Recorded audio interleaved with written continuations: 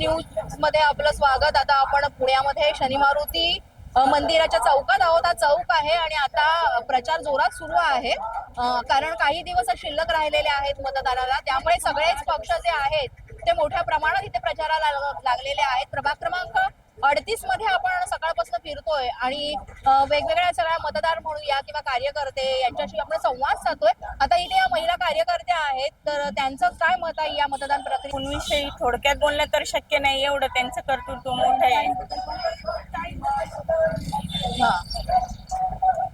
आमच्या प्रतिभाताई 38 नंबर प्रभागात भाजपकडून मध्ये उभ्या आहेत। तर त्यांच्यात विकासाचा मोठा स्टॅमिना आहे। त्यांना जरी आता नवीन असल्या तरी काम त्यांचं आधीपासून चालू आहे आणि लोकांच्या आशीर्वादामुळे त्यांचा विकासाचं हे अजून वाढणार आहे।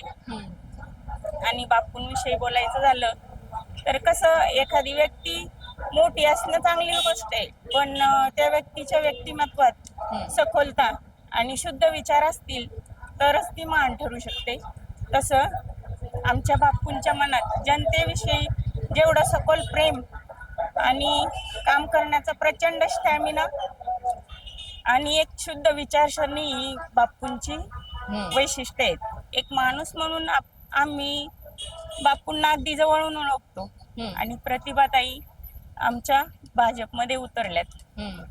त्याच्यामुळे मी एवढं सांगेन की मानत नाही आम्ही जातपात, मदतीला उभे राहू दिवस आणि रात जेव्हा बापूंचा असतो डोक्यावर हात। प्रतिभाताई तुम आगे बढ़ो, हम तुम्हारे साथ हैं। राणीताई पार्टीचा विजय असो। राणीताई तुम आगे बढ़ो, हम तुम्हारे साथ हैं। अर्चनाताई तुम आगे बढ़ो, हम तुम्हारे साथ हैं। व्यंकोजी भाऊ तुम आगे बढ़ो। हम की प्रतिभाताई निवडून येणारच आहेत, पण त्याबरोबर इतर जे आहेत म्हणजे एकूण त्या प्रभाग क्रमांक 38 मध्ये 5 गटात 5 भाजपचे उमेदवार आहेत, ते सगळे निवडून येतील आणि परत महापौर सुद्धा भाजपचाच होईल असा सुद्धा विश्वास व्यक्त केलेला आहे। तुमच्या बातमीपत्रात आज इतकंच। तुम्हाला आमचं बातमीपत्र कसं वाटतंय याबाबत अवश्य अभिप्राय कळवा।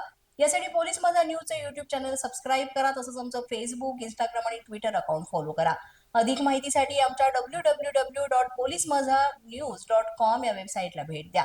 आमचे अधिकृत प्रतिनिधी व्हायचं असेल तर स्क्रीनवर दिलेल्या क्रमांकांवर आजच संपर्क